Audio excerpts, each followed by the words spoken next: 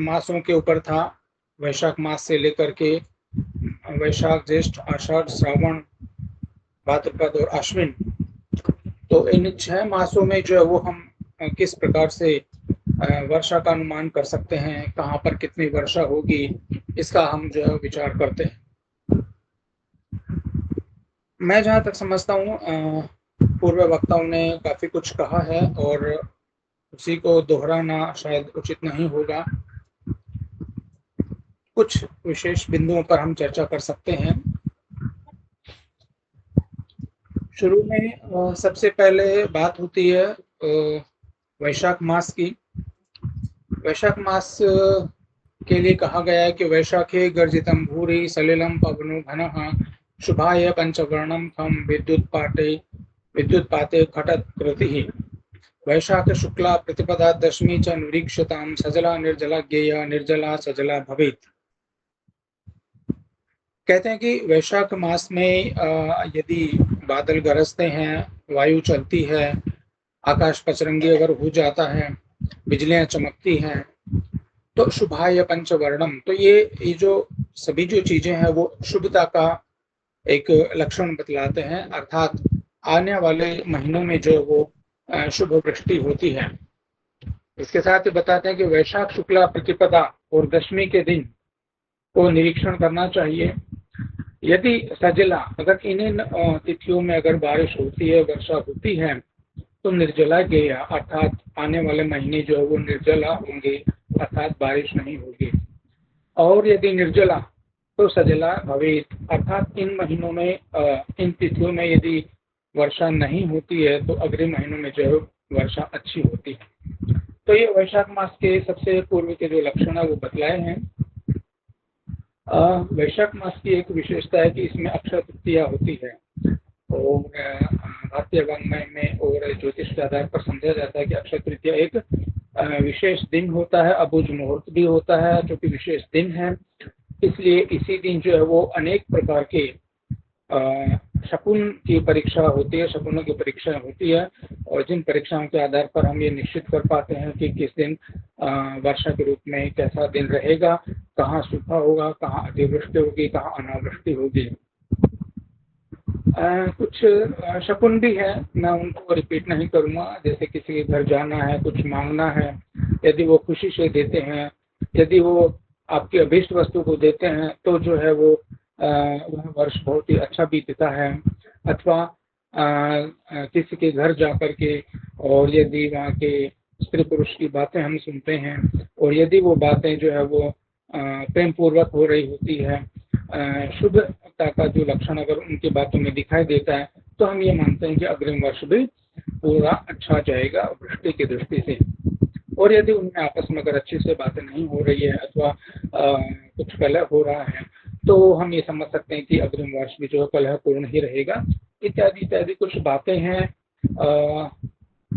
बहुत सी ऐसी बातें हैं जिन शकुनों को लेकर के हम जो है इन पर विचार कर सकते हैं। तो इनकी पुनरावृत्ति न करते हुए मैं कुछ आगे चलता हूँ और कुछ विशेष योगों के बारे में जानते हैं। जैसे वैशाख के बाद में ज्येष्ठ मास पर अगर हम चर्चा करते हैं तो कहते हैं कि ज्येष्ठ शुक्ल में गर्जना होने से गर्भ नष्ट हो जाता है,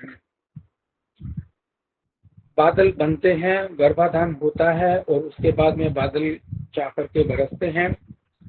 लेकिन ये बरस पाएंगे कि नहीं, अथवा एक ही जगह सारी बारिश हो जाएगी, बादल फट जाएंगे, या क्या स्थिति होगी, तो इन सब का भी विचार जो हमारे वाङ्मय में किया गया है।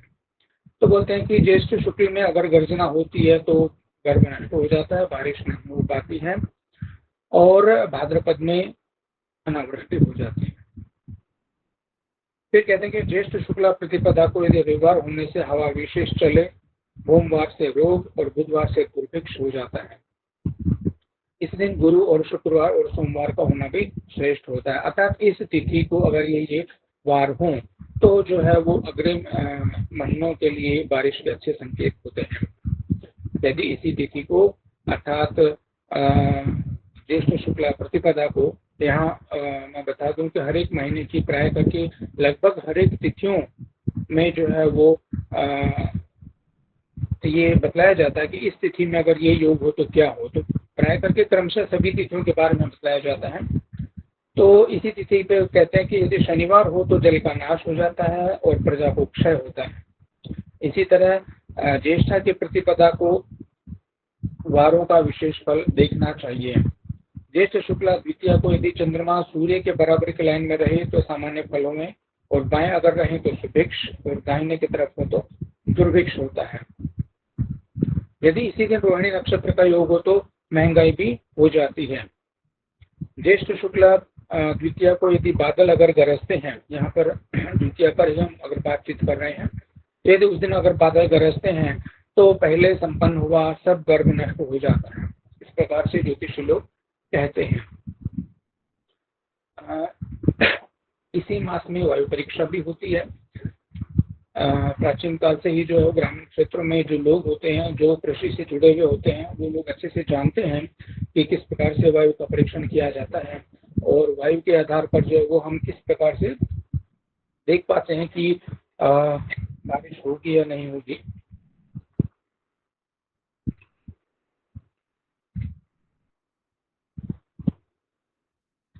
तो वायु परीक्षा में कहते हैं कि यद्यक्ष तृतीयायाम पूर्वो वायु निरंतर तदा सस्य संपत्ति श्लेषा चैवाति गर्जते। यदि अक्षय तृतीया की रात्रि को और अक्षय तृतीया की रात को दिन पूर्व रात के दिन यदि पूर्व की दिशा चले तो धान्य की खूब उपज होती है, और यदि अक्षय तृतीया के दिन दक्षिण की तरफ से वायु चले तो घास की हानि होती है, और अगर पश्चिम की तरफ से आए तो वह सुख और समृद्धि की चालक होती है। तो पूर्व और दक्षिण की जो वायु बताई है वो शुभ बतलाई गई है।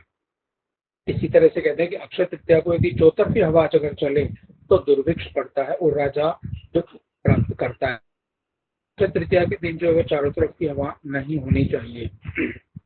अभी चैत्र मास है, नव वर्ष भी लगा है, और कुछ ही दिनों बाद में वैशाख मास भी आएगा, और वैशाख मास में जो इन सभी का परीक्षण भी होते हैं, और इसके माध्यम से हम जान पाएंगे कि आगे के महीनों में वर्षा की क्या स्थिति रहने वाली है। आगे कहते हैं कि अक्षय तृतीया को पूर्व और उत्तर की हवा से वृष्टि होती है, और दक्षिण तथा नैऋत्य कोण की हवा से वृष्टि की रुकावट होती है। तो वायु के बारे में ही बातें चल रही है। अक्षय तृतीया से 5 या 7 दिन के अंदर यदि खूब हवा चले तो धान्य कम पैदा होता है, और इसके बाद चले तो विशेष रूप से धान्य की प्राप्ति होती है। वैशाख मास के बाद में हम कुछ ज्येष्ठ मास की बातें करते हैं, क्योंकि बहुत सी बातें पहले हो चुकी हैं। हम विशेष बिंदुओं पर ही चर्चा करेंगे। कहते हैं कि गर्जितम ज्येष्ठ शुक्लेतु गर्भनाशाय जायते नास्ति श्रावण भाद्रयोः। अर्थात ज्येष्ठ शुक्ल में गर्जना होने से गर्भ नष्ट हो जाता है, और कड़कने से इनकी आवाज होने से श्रावण और भाद्रपद में अनावृष्टि होती है। ज्येष्ठ शुक्ला प्रतिपदा को रविवार होने से हवा विशेष चले, और सोमवार से रोग और बुधवार से दुर्भिक्ष होता है, और इसी दिन गुरु शुक्र सोमवार हो तो और भी अच्छा श्रेष्ठ फल मिलता है। इसी के बाद में कहते हैं कि यदि शुक्ल द्वितीया को यदि चंद्रमा सूर्य के बराबर की लाइन में रहे तो सामान्य फल होवे, और बाएं रहे तो सुभिक्ष, दाहिने हो तो दुर्भिक्ष पड़ता है। ये हम पहले इस पर चर्चा कर चुके हैं। आषाढ़ मास पर बात करते हैं अभी। आषाढ़े प्रथमे भूमि निरभ्र यदि भास्कर न विद्युत गर्जितम तर्हि गौ मासो साधवर्षण। आषाढ़ शुक्ल के प्रथम मंगलवार के दिन यदि आकाश बादल रहित हो एवं बिजली और गर्जना भी न हो तो 2 मास तक अवृष्टि रहती है। तो आषाढ़ मास की जो है ये लक्षण बतलाए जा रहे हैं यहाँ पर। और आषाढ़ मास के शुक्ल पक्ष के ही आगे की बात करते हैं कि आषाढ़ मास के शुक्ल पक्ष की प्रतिपदा को यदि प्रातः काल जितनी घड़ी पुनर्वसु नक्षत्र को उतनी ही वृष्टि समझनी चाहिए। अर्थात जितनी घड़ी हो उसकी 1/3 विश्वावृष्टि होती है, क्योंकि 60 घड़ी नक्षत्र और 20 विश्वा की वर्षा बराबर होती है।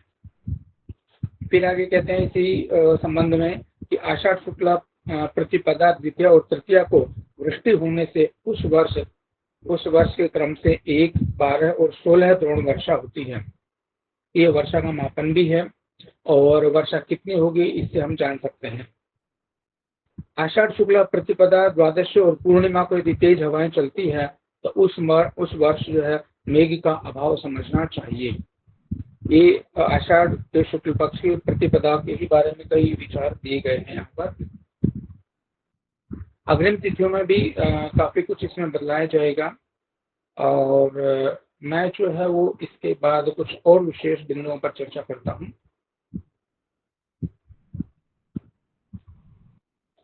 जहां तक बात वृष्टि की आती है और उसके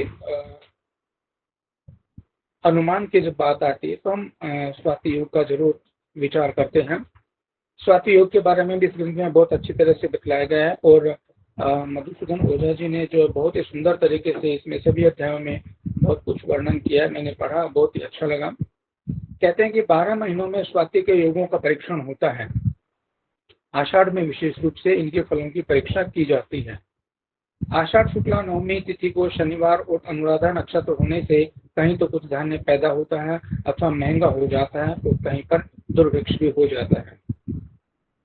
इसी प्रकार आगे कहते हैं कि आषाढ़ शुक्ला नवमी को बिजलियां और बादलों का घटाटोप हो तथा कुछ जल भी बरस जावे तो उस वर्ष अतिवृष्टि अर्थात बहुत बारिश होती है। इसी क्रम में आगे कहते हैं कि आषाढ़ शुक्ला नवमी के दिन बिजलियां और घटाटोप का होना श्रेष्ठ होता है और यदि उस दिन बिजलियां तथा बादल भी न हो तो अवृष्टि या दुर्भिक्ष समझना चाहिए। फिर कहते हैं आषाढ़ शुक्ला नवमी को अत्यंत मूसलाधार यदि बारिश हो तो उस वर्ष अत्यंत वृष्टि और अत्यल्प धान्य पैदा होता है। इसी योग में आगे कहते हैं आषाढ़ शुक्ला नवमी को सूर्यास्त के समय बिना बादल आकाश रहने से दुर्भिक्ष होता है। आषाढ़ शुक्ला नवमी की ये बात है। वृष्टि विशेष में उत्पन्न होने वाला यह अनुपदेश समझना चाहिए। फिर आषाढ़ शुक्ला नवमी दशमी और अधिक गर्जना होने से अतिवृष्टि होती है। कुछ ऋषियों का मत है कि अधिक गर्जना से दुर्भिक्ष भी होता है। आषाढ़ शुक्ला नवमी दशमी की रात्रि में यदि चंद्रमा बादलों से आच्छादित हो तो शीतकाल में अच्छी बारिश होती है। आषाढ़ शुक्ला नवमी और दशमी को वृष्टि का होना शुभ है। यदि उक्त दिनों में वृष्टि के बिना वायु का वेग हो जावे तो यह अवश्य दुर्भिक्ष का एक कारण होता है। आषाढ़ शुक्ला नवमी को सूर्य के उदयास्त काल में तो बादल न हो और मध्याह्न में यदि बादल हो तो चातुर्मास में अच्छी वृष्टि होती है, किंतु यदि सूर्य के उदयास्त के समय बादल हों और मध्याह्न में आकाश साफ दिखाई दे तो थोड़ी ही वृष्टि समझनी चाहिए। इसी क्रम में आगे कहते हैं यदि उक्त दिन सूर्य के उदय, अस्त और मध्याह्न काल में मेघ से घिरा हुआ रहे तो वर्षा ऋतु में वृष्टि होती है और यदि तीनों काल में सूर्य साफ ही रहे तो वर्षा का अभाव समझना चाहिए। इसी दिन यदि सूर्य उदय काल में तो स्वच्छ रहे और मध्याह्न तथा अस्त काल में मेघाच्छादित रहे तो वर्षा का अभाव रहता है और बड़ी नदी के अतिरिक्त कहीं भी जल नहीं मिलता है। किसी का मत है कि आषाढ़ शुक्ला नवमी को सूर्य का उदय और अस्त और मध्याह्न काल में मेघाच्छादित रहना अशुभ माना जाता है उस दिन। इसी में आगे कहते हैं कि आषाढ़ शुक्ल पक्ष में पूर्वाह्न और अपराह्न काल में स्वाति बरस जावे तो आगे वर्षा अच्छी होती है और मध्याह्न में बरसने से कीट, सर्प आदि की सृष्टि हो जाती है। रात्रि के पूर्व भाग में स्वाति बरस जावे तो सब तरफ से धान्य अधिक पैदा होते हैं और यदि मध्य रात्रि में स्वाति बरस जावे तो उड़द, मूंग और तिल का विशेष उत्पत्ति होती है। इसी तरह रात्रि के आखिरी भाग में यदि वर्षा हो तो गर्मी की फसल अच्छी होती है। शरद ऋतु की फसल ठीक नहीं होती है। दिन रात ही यदि वर्षा होती रहे तो चातुर्मास में निरंतर वर्षा होती है। जो फल रोहिणी का युग कहा गया वह स्वाति के युग में भी समझना चाहिए। रोहिणी के युग में वायु को देखकर चौमासे में वर्षा कही गई है, ये यहाँ पर समझना चाहिए। तो इस प्रकार से मैंने कुछ स्वाति के योगों के बारे में चर्चा की है और इसी से संबंधित कुछ और भी योग है, मैं आपको बतला दूं। आषाढ़ शुक्ला एकादशी के दिन शनिवार, मंगल और रविवार हो तो तेज हवाएं चलती और अन्न महंगा हो जाता है। आषाढ़ शुक्ला एकादशी की ये बातें हैं। यदि आषाढ़ शुक्ला एकादशी शनिवार, रविवार और मंगलवार के साथ तिथि संपूर्ण अर्थात 60 कड़ी न हो तो दुर्भिक्ष समझना चाहिए। आषाढ़ शुक्ला एकादशी को वृष्टि होने से भाद्रपद कृष्णा में वर्षा होती है।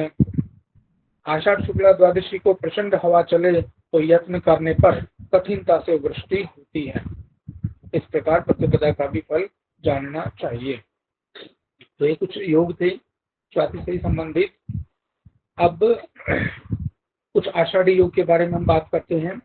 एक आषाढ़ मास के कुछ विशिष्ट योग हैं जिन पर चर्चा करना आवश्यक है। हालांकि कुछ विद्वानों ने तो बात कही है, परंतु हम कुछ अन्य बातों पर विचार करते हैं।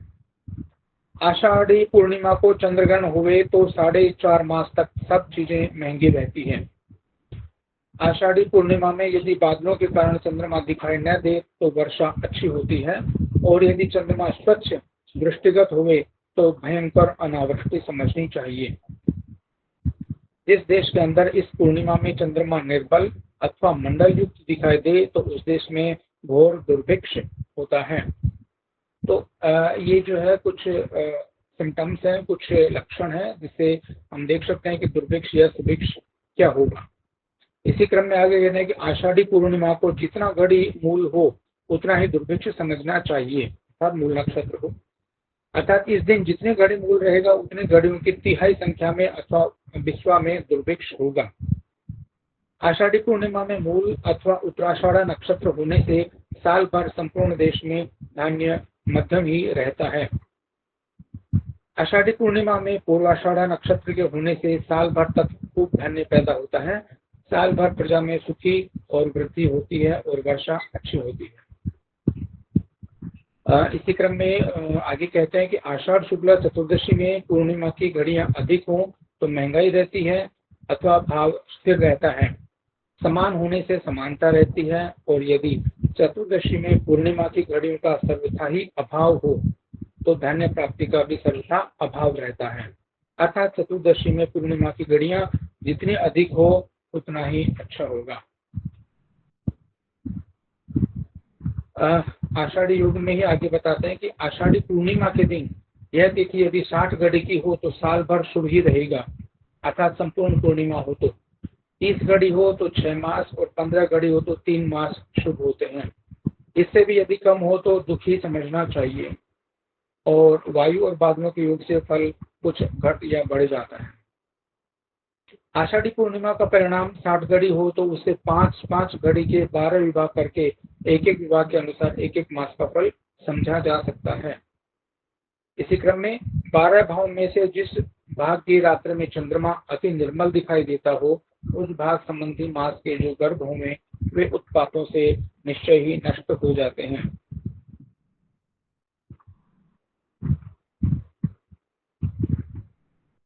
मैं कुछ विशेष बिंदुओं पर ही चर्चा कर रहा हूं, मैं सभी का वाचन नहीं करूंगा। कहते हैं आगे कि आषाढ़ी पूर्णिमा को रात भर बादल रहें और उत्तर और पूर्व की हवा चले तो उस वर्ष अन्न कण मोटे पैदा होंगे और चातुर्मास में अच्छी वर्षा होगी। इसी में आगे कहते हैं कि आषाढ़ी पूर्णिमा को यदि वर्षा हुई न हो, पूर्व और उत्तर की हवा न चली हो और कुछ बादल भी न हुए हों तो वह वर्ष सर्वथा खराब ही समझना चाहिए। हाँ, यदि इस पूर्णिमा की रात्रि में चौतरफा हवा अगर चल जाए तो वर्षा आदि शुभ शकुनों के न होने पर भी वर्ष भर शुभ ही समझना चाहिए। आषाढ़ी पूर्णिमा में बादल न भी हुए हों और वायु पूर्व और उत्तर की बदलती हो तो 2.5 घड़ी के तुल्य 24 विभागों में जिस विभाग में वर्षा होती है उसी विभाग के अनुरूप आधे मासों में वृष्टि समझनी चाहिए। इस पूर्णिमा की बातें हैं। इस पूर्णिमा में बादल न भी हों किंतु वायु उत्तर या पूर्व की चलती हो तो 2.5 घड़ी के जिस भाग में वर्षा होती है उसी के अनुसार मास के उस पक्ष में अवश्य वृष्टि होती है। इसी क्रम में आगे कहते हैं यदि आषाढ़ी पूर्णिमा को 8 प्रहर पूर्व दिशा की हवा गर्भ के चिन्ह रूप में चलते रहे तो शीतकाल में होने वाले गर्भों का नाश नहीं होता है। आषाढ़ी पूर्णिमा को रात दिन अग्निकोण की हवा से अग्नि भय, अल्पवृष्टि और सर्वत्र महंगाई रहती है। और मारवाड़ की तो बड़ी दुर्दशा होती है। ये मारवाड़ राजस्थान में है। इस पूर्णिमा को दक्षिण की हवा चलने से अनावृष्टि, प्रजा को पीड़ा और धान्य की महंगाई रहती है। नैऋत्य कोण से अनावृष्टि और कठोर दुर्भिक्ष पड़ता है और महाभय भी होता है। पश्चिम वायु से अर्थात उस दिन यदि पश्चिम के वायु चले तो महावृष्टि और धान्य की उत्पत्ति मध्यम होती है। वायव्य कोण के वायु से अनावृष्टि और वायु के दोष से देश की दुर्दशा हो जाती है। उत्तरी वायु से भी महावृष्टि होती है और ईशान कोण के वायु से वर्षा अच्छी होती है। ऊर्ध्व वायु से दुर्भिक्ष और तेज हवा से वर्षा का नाश समझना चाहिए। तो ये कुछ आशा और भी हैं, कुछ आषाढ़ी पूर्णिमा के मैंने कुछ विशेष योगों के बारे में चर्चा की है। इसी में कुछ आगे और योगों के बारे में ग्रंथकार ने चर्चा की है जो काफी अच्छे हैं। श्रावण और आषाढ़ अर्थात पूर्वाषाढ़ और उत्तराषाढ़ नक्षत्रों में गुरु, बुध और भृगु और चंद्रवार के होने से सुभिक्ष और रवि, भूम, शनिवार के होने से दुर्भिक्ष आदि अशुभ फल मिलते हैं। आषाढ़ कृष्ण चतुर्थी को पूर्वा भाद्रपद नक्षत्र होने पर यदि गर्जना के साथ वर्षा हो जाए तो वर्षा ऋतु समझनी चाहिए और यह फल पंचमी तक भी समझना चाहिए।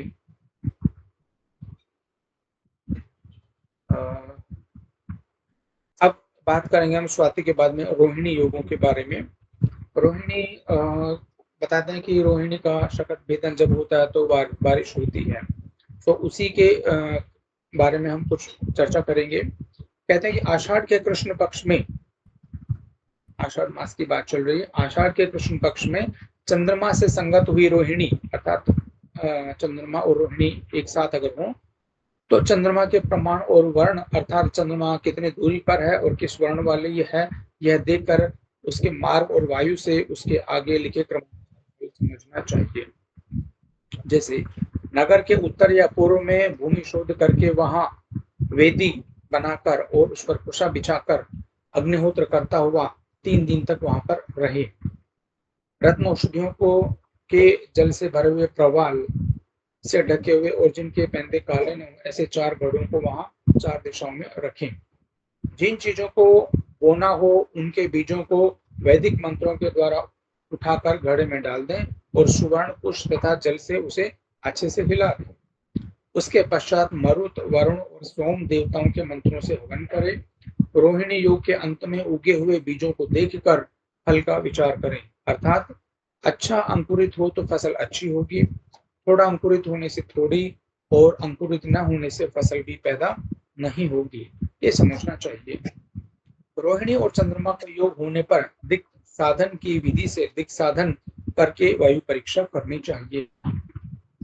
12 हाथ के ऊंचे बांस के काले रंग की चिकनी सुंदर और 4 हाथ लंबी ध्वजा लगानी चाहिए। दिक् साधन की बात हो रही है। ध्वजा की लहर बाईं तरफ उठकर चले और दाहिनी ओर को जाए तो शुभ फल समझना चाहिए। अब वो जो ध्वजा जो है वो लहरा रही है तो किस तरह से लहरा रही है, किस दिशा में वो जा रही है, उसके आधार पर जो है वो वृष्टि का फलादेश होता है। और यदि वह दाहिनी ओर से उठ करके चले और बाईं तरफ को जाए तो अशुभ समझना चाहिए। जिधर ध्वजा की रूप हो उसी दिशा में वायु का बल रहता है।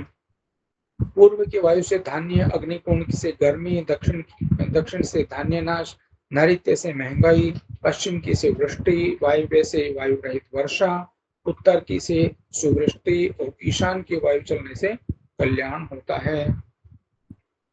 इसी क्रम में आगे कहते हैं रोहिणी में वायु के योग से चातुर्मास की परीक्षा की जाती है।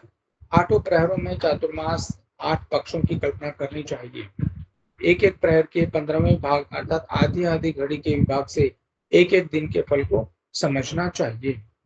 जिस दिशा में मेघ उठकर जा रहे हो उसी दिशा की वायु समझनी चाहिए और उनका फल भी उसी वायु के समान समझना चाहिए। अब बतलाते हैं बादल कई प्रकार के होते हैं, कहीं श्वेत है तो कहीं कृष्ण है और कहीं दोनों रंग हैं। कहीं जिनके उदर और पीठ टेढ़े मेढ़े हैं ऐसे सर्पाकार मेघ भी होते हैं।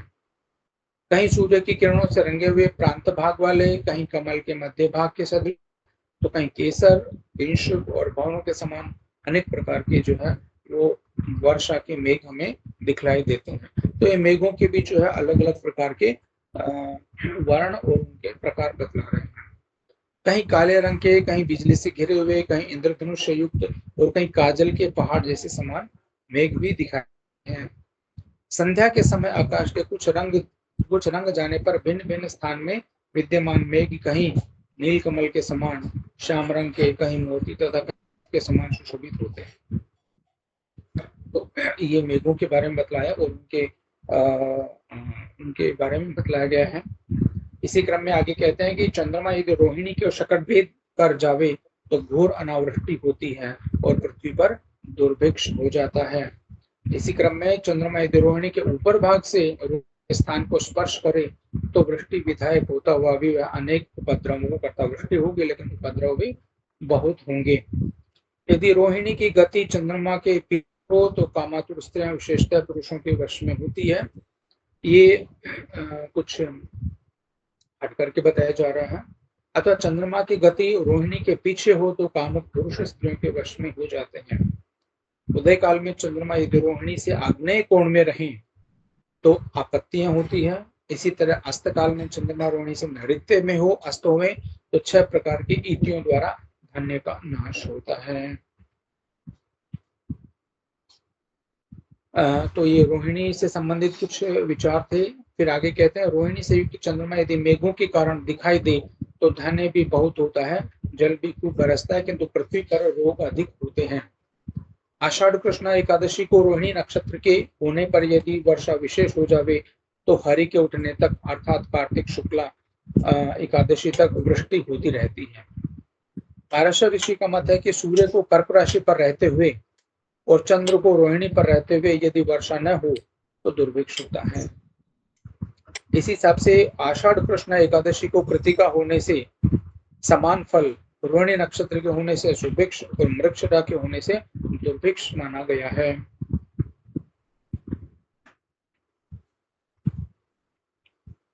रोहिणी के बहुत से योग हैं, मैंने कुछ विशेष योगों के बारे में चर्चा की है और अब हमें श्रावण मास की कुछ बातें कर लेनी चाहिए। और श्रावण मास के बारे में, क्योंकि श्रावण में विशेष करके वर्षा होती है, तो श्रावण के कुछ विशेष योगों के बारे में मैं कुछ चर्चा करता हूँ। मेरे ख्याल से समय तो है अभी अपना, तो कुछ श्रावण का तो मैं सार संक्षेप में बता देता हूँ कि श्रावण में तो वर्षा होती है। अंत में जो है इसमें एक विशेष अध्याय दिया गया है, जिस अध्याय में बतलाया गया है कि विशेष क्या क्या जो है वो योग होते हैं। मैं एक दो योगों की चर्चा करके फिर समाप्त करना चाहूंगा और उस अध्याय को जो है वो सिंहावलोकन के नाम से जाना जाता है। एक दो मैं बात बतलाऊंगा। माघ में शीत न पड़े, फाल्गुन में वायु न बहे और चैत्र में बादल न हो, वैशाख में ओले गिर जाएं और ज्येष्ठ में प्रचंड धूप पड़े तो वर्षा ऋतु में बहुत कम वृष्टि होती है। इसी प्रकार माघ में यदि बादलों की घटा न हो, चैत्र में जल बरसे और अक्षय तृतीया को गर्जना न हुए तो भी अनावृष्टि होती है। इसी प्रकार माघ में गर्मी पड़े, ज्येष्ठ में शीत पड़े और श्रावण में ठंडी वायु चले तो भी अनावृष्टि के योग होते हैं। इस प्रकार से अनेक ऐसे योगों का वर्णन है यहाँ पर जो बहुत ही विशिष्ट हैं और जिनको का प्रायोगिक अध्ययन करके भी जो है हम इसमें काफी कुछ शोध के रूप में भी हम जो है काफी कुछ नया सबके सामने प्रस्तुत कर सकते हैं।